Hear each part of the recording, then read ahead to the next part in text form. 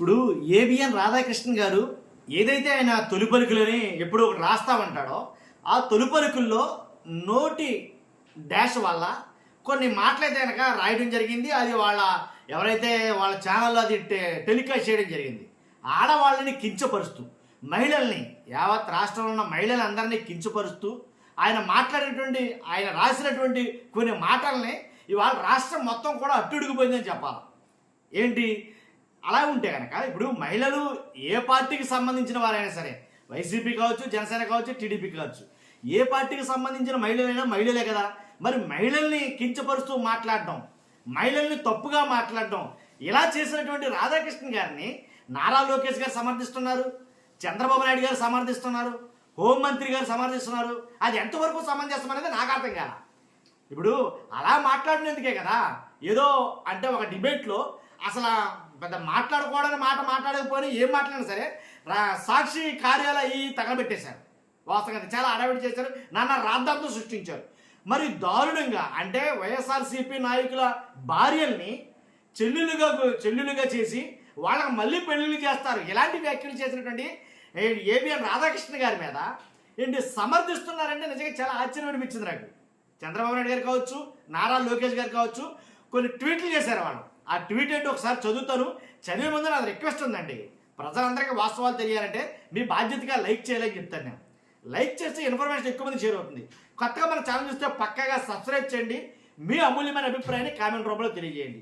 ఏంటంటే విషయం నారా లోకేష్ గారు ఏదైతే ఒక ట్వీట్ చేశారో ఆ ట్వీట్ గురించి మాట్లాడుతున్నాం.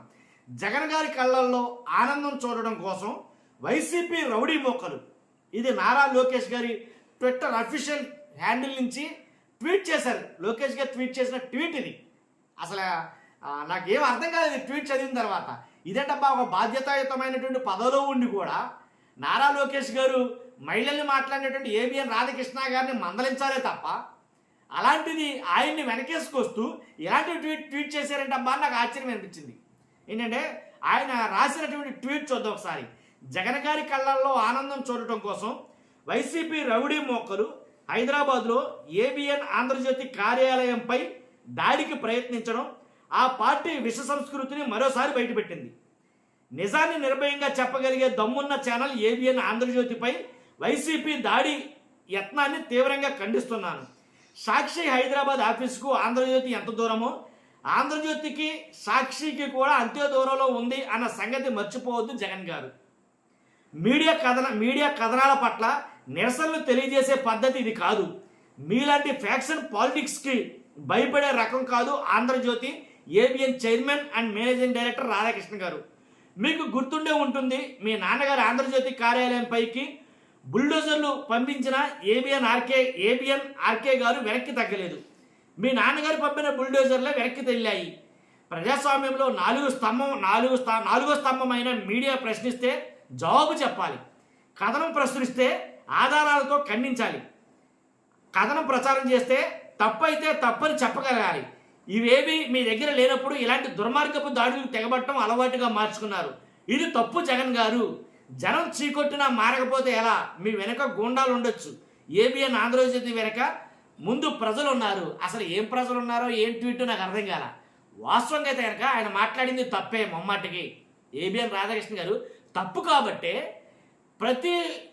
తొలి పలుకులు రాసిన ప్రతిసారి కూడా ఆయన ఏబిఎన్ రాధాకృష్ణ గారు రాసిన ప్రతిసారి కూడా ఆంధ్రజ్యోతి పేపర్లో కూడా వస్తాయి అవే మాటలు, అదే తొలి పలుకులు, అదే సేమ్ ఏదైతే ఉందో దాన్ని ప్రచురిస్తారు వీళ్ళు.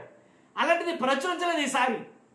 ఓన్లీ వీడియో రూపంలోనే చెప్పడం అయితే జరిగింది. ఒకసారి విందాం. అంటే ఏబిఎన్ రాధాకృష్ణ గారు రాసినటువంటి ఆ రాతలు వాళ్ళ ఛానల్లోనే టెలికాస్ట్ చేశారు. అది ఒకసారి విందాం. ఏం మాట్లాడారో మీరు వినాలి కదా. రేపు జగన్మోహన్ రెడ్డి మీ భార్యలు కారు అని చెప్తే గుడ్డిగా నమ్మేసి రేపు జగన్మోహన్ రెడ్డి మీ భార్యలు కారు అని చెప్తే గుడ్డిగా నమ్మేసి పట్టుకున్న దాన్ని చెల్లిగా భావించి పెళ్లి సంబంధాలు చూడడానికి కూడా వెరవని వెన్నెముకలేని బ్యాచ్. విన్నారా ఎంత దుర్మార్గమైన మాట అది. ఒకవేళ జగన్మోహన్ రెడ్డి వాళ్ళ నాయకులకి మీరు కట్టుకున్న భార్యలు కాదు చెల్లుళ్ళు అంటే వాళ్ళకు కూడా సంబంధాలు చూసి పెళ్లిళ్ళు చేసేసే వెన్నుముక్క లేని బ్యాచ్ అనే ఎంత దారుణంగా మరి దారుణమైన వ్యాఖ్యలండి అవి.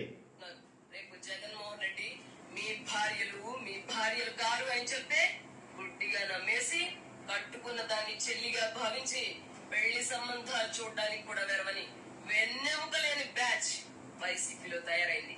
మెడకాయ మీద తలకాయ, ఆ తలకాయలో ఇంత కూర్చున్న ఎవరైనా మావిగనని జగన్మోహన్ రెడ్డి వెంట వెలువడిన వికారాన్ని ఏవగించుకుంటారు. విన్నారుగా, అది వాళ్ళు ఏబిఎన్లో ప్రసారం చేసినటువంటిది. దాని మీద పెద్ద దుమారం రేగింది, మామూలు దుమారం కాదు. ఎందుకు చెప్తున్నానంటే కనుక ఎలాంటి దుమారం కాదు. ఆ దుమారంలోనే నేను చెప్తున్నాను ఏంటంటే, దానివల్లే వీళ్ళందరూ కూడా వైఎస్ఆర్సీపీ వాళ్ళందరూ కూడా వెళ్ళి ఏబిఎన్ ఆఫీస్ దగ్గరికి వెళ్ళారు. ఆఫీస్ దగ్గరికి వెళ్ళి అక్కడ వీళ్ళు అక్కడ శాంతియుతంగానే ధర్నా అయితే చేయడం జరిగింది. చూస్తారా ఒకసారి? చంద్రబాబు నాయుడు గారు పెట్టింది కూడా చదువుతాను. హైదరాబాద్లో ఏబిఎన్ ఆంధ్రజ్యోతి కార్యాలయంపై వైసీపీ దాడిని తీవ్రంగా ఖండిస్తున్నాను. ఈ ఖండించడాలు ఏంటో నాకు అర్థం కాలేదండి. ఆయన మాట్లాడిన మాటలు మరి వీళ్ళు వినలేదు. ఆ మాటలు మరి ఎలా అర్థమయ్యాయో నాకు అర్థం కాల. ఎవరు పెళ్ళాలని, ఎవరి భార్యల్ని ఎవరంటే ఎవరు ఊరుకుంటారో? ఇప్పుడు మహిళలు మన ఇంట్లో వాళ్ళైనా ఒకటే కదా. అయ్యో, హైదరాబాద్లో ఏబిఎన్ ఆంధ్రజ్యోతి కార్యాలయంపై వైసీపీ దాడిని తీవ్రంగా ఖండిస్తున్నాను. ఏబిఎన్ ఆంధ్రజ్యోతి కార్యాలయంపై వైసీపీ నేతలు రౌడీ మోకలతో కలిసి దాడికి దిగడం మీడియా స్వేచ్ఛపై దాడి చేయడమే అన్న మాటగా నాకు గుర్తొస్తే, వైసీపీ ఏదైతే సాక్షి ఏదైతే దాని మీద జరిగింది దాన్ని దాడి అంటారు, తగలబెట్టేస్తే. తర్వాత అంబటి రాంబాబు గారు ట్వీట్ చేశాడు. ఆయన దాడి అంటే నా మీద జరిగింది దాడి, మేము చేసిన దాన్ని నిరసన అనేది ఒకటి ట్వీట్ చేశాడు ఆయన. కాబట్టి ఆంధ్రజ్యోతిపై అనేక వేధింపులకు కుట్రలకు పాల్పడిన నిబ్బరంగా నిలిచాయి తప్ప భయపడలేదు. రౌడీ మోకలను వెంటేసుకుని స్వయంగా ఎమ్మెల్యేలు, మాజీ మంత్రులు మీడియా కార్యాలయంపైకి వెళ్లడం వైసీపీ విష సంస్కృతి నిదర్శనం. ఆంధ్రజ్యోతి మేనేజింగ్ డైరెక్టర్ వేమూరి రాధాకృష్ణ దశాబ్దాలుగా కేసులకు, దాడులకు, ఒత్తిళ్లకు భయపడకుండా ప్రజాగళంగా నిలిచే పత్రికను ఒకసారి ఆంధ్రజ్యోతి పేపర్ ఉంటుంది అనమాట. ఈ రోజుది ప్రజాగళంగా నిలబడే పత్రిక అన్నారు కాబట్టి నేను ఒకసారి అది చూడాలను. నాకు ఇది ఆంధ్రజ్యోతి పత్రిక. అర్థమైందా? వీళ్ళు ఏం రాస్తారంటే, అమరావతి రాజధాని, జలధారతో ప్రతి ఎకరాకు నీరు. ఎక్కడ చూసినా సరే చంద్రబాబు నాయుడు గారి గురించే జాకీలేసి మరీ చెప్తారండి వీళ్ళు. ఇక అంటే జగన్ గారి గురించి మాట్లాడడం గురించి కాదు, ఇక్కడ జగన్ గారి గురించి రాయాల్సి వస్తే వైసీపీ విష వ్యూహాలు, ఇక వేగంగా విముక్తి ఏంటి, ఇవన్నీ మొత్తం మీరు పేపర్ అంతా తిరిగేయండి. ఎలా అంటే టీడీపీ పేపర్ అని మా వాళ్ళకి అంటారు వాస్తవంగా అయితే కనుక. ఇది ఏంటి ఎక్కడ చూసినా సరే మొత్తం పేపర్ అంతా అలాగ ఉంటుంది. మొత్తం ఎక్కడ చాలా తక్కువగా ఉంటాయి ప్రజా సమస్యల మీద చాలా తక్కువగా ఉంటాయి. పేపర్ అంతా కూడా అంటే విమర్శించడం అనేది ఉండదు. నా ఉద్దేశం ఏంటంటే, నా ఫిలాసఫీ చెప్పాల్సి వస్తే కనుక ఎవరో అధికారంలో ఉంటే వాళ్ళని ప్రశ్నించాలండి. మీడియా కానీ, పాత్రికేయులు కానీ, జర్నలిస్టులు ఏదైనా కావచ్చు, ఎవరు అధికారంలో ఉంటే వాళ్ళని ప్రశ్నించాలి. ఎందుకు? ప్రజల సమస్యల పట్ల, ప్రజల బాగోగుల గురించి, ప్రజలకు రక్షణ కల్పించడంలో ప్రజా శ్రేయస్సు కోరి ప్రశ్నించాలి. అదే చెప్తాను నేను. కానీ చంద్రబాబు నాయుడు గారు చేసిన ట్వీట్ చెప్పాను మీకు, నారా లోకేష్ గారు చేసిన ట్వీట్ చెప్పాను మీకు. కానీ ఈ ట్వీట్లు చేయడం నాకు ఎందుకనో లోపల అది రకంగా అనిపించింది. పవన్ కళ్యాణ్ గారు చేయలేదు, మరి ఎందుకనో తెలియదు. కానీ కాకపోతే నేను చెప్పేది ఏంటంటే, ట్వీట్ చేయొచ్చు తప్పులేదు, కానీ ఓన్ చేసుకోవచ్చు తప్పులేదు. ఎందుకంటే మరి వాళ్ళ కోసం వాళ్ళ ఫేవర్గా ఉండే, ఇప్పుడు జగన్ గారికి సాక్షి అలాగో ఒక్క మాటలే చెప్పాల్సి వస్తే కనుక, ఇప్పుడు చంద్రబాబు నాయుడు గారికి ఈ ఆంధ్రజ్యోతి కావచ్చు, ఈనాడు కావచ్చు, ఇలా కొన్ని ఛానల్స్ కావచ్చు, ఇలా చాలా ఉన్నాయి. ఇవన్నీ వాళ్ళకే, అంటే వాళ్ళ సంస్థాన పత్రికలు, ఆస్థాన పత్రికలు లాంటివి, వాస్తవాలు మాట్లాడాలంటే కనుక. కాబట్టి వీళ్ళు నిజాలు రాస్తారు, నిజాలు చెప్తారంటే నమ్మే జనం కూడా ఎవరు లేరు నాకు తెలిసి. నేను ఎందుకు చెప్పాల్సి వస్తుందండి వీళ్ళగా వివరంగాను.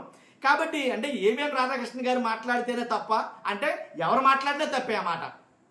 వైఎస్ఆర్సీపీ వాళ్ళు మాట్లాడినా తప్పే అంటాను నేను ఆ మాట. ఎందుకని? మహిళల్ని గౌరవించడం మన ధర్మం, అదే నేను చెప్పాలనుకుంది. కాబట్టి వైసీపీ వాళ్ళు వాళ్ళ భార్యలు కూడా జగన్ గారు చెప్తే చెల్లుళ్ళు అనుకుని సంబంధాలు చూసి పెళ్లిళ్ళు చేస్తారంట. చెల్లికి తల్లికి తేడా తెలీదా? మరి వీరికి తెలియకపోవచ్చు, మిగిలిన వాళ్ళకి తెలియదుగా, అందరికీ తెలుసుగా.